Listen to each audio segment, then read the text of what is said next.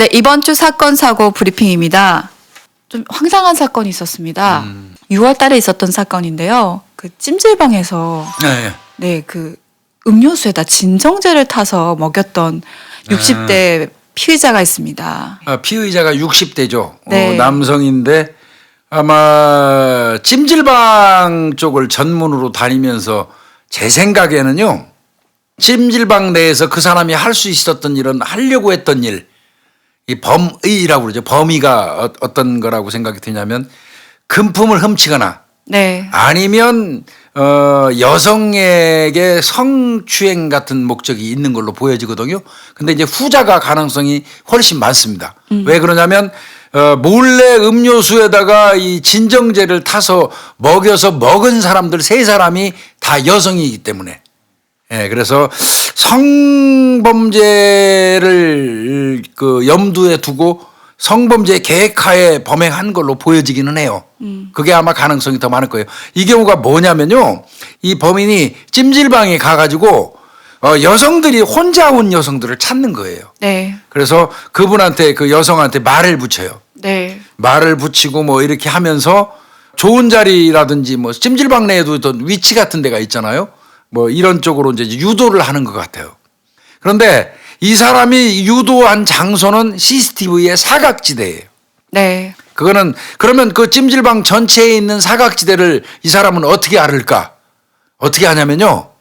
본인이 한번 그 찜질방에서 뭔가 물건을 잃어버렸다고 신고를 합니다. 먼저. 네, 도난 신고. 신고를 해놓고 도난 신고를 해놓고 그 찜질방 그 CCTV 관리하는 곳으로 찾아가요. 네. 가서 나 무슨 물건 잊어버렸으니까 CCTV 좀 보여주세요.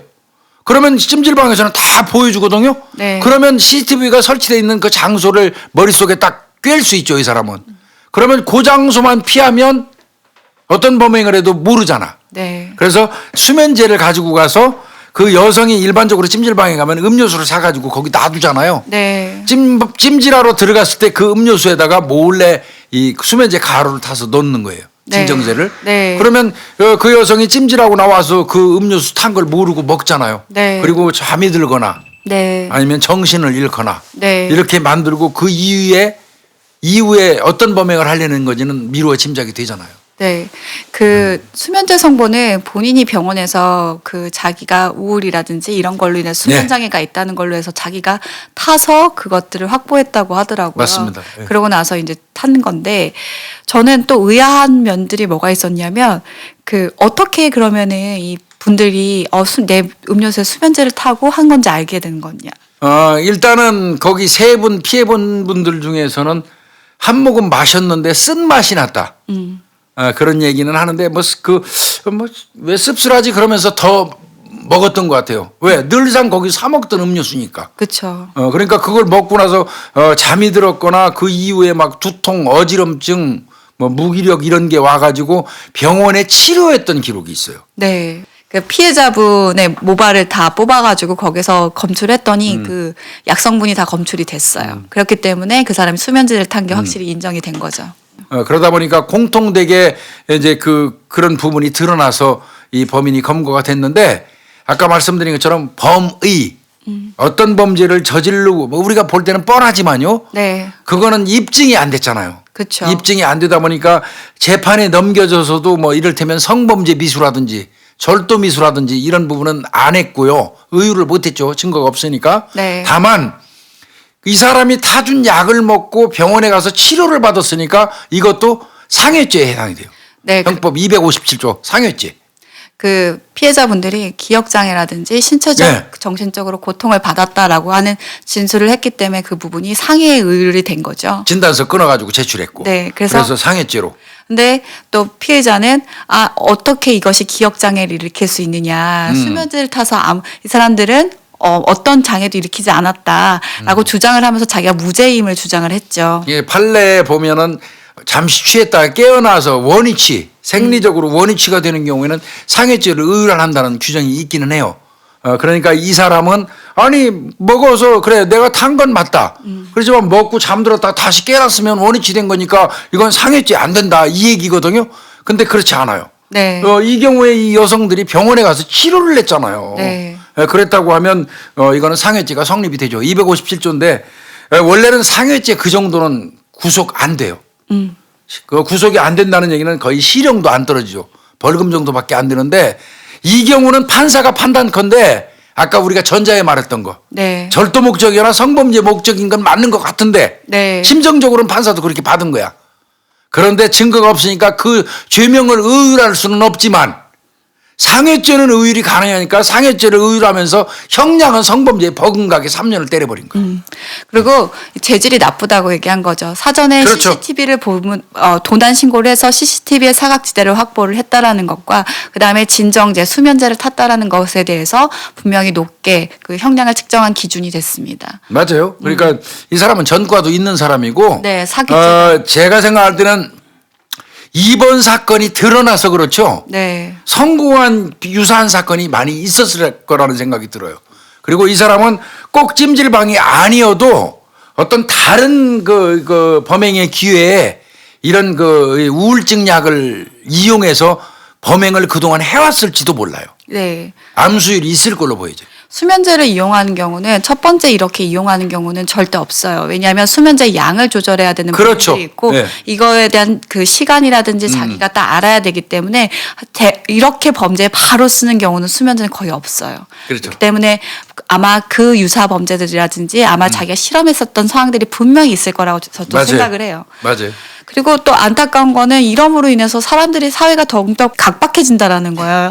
옛날에는 그냥 할머니가 이렇게 뭐 요구르트에 빨대 꽂아주면 먹고 막 이랬잖아요. 근데 어느 날부턴가 저희가 그러잖아요. 남이 주는 음식 먹지 말라고. 맞아요. 그러니까 근데 이제 자기가 놓은 음식조차도 뚜껑 따놓으면 이제 다 먹어야 되는 거죠. 그러니까 잘못하면- 김윤희 프로파일러가 오늘 제일 중요한 얘기인 것 같아요.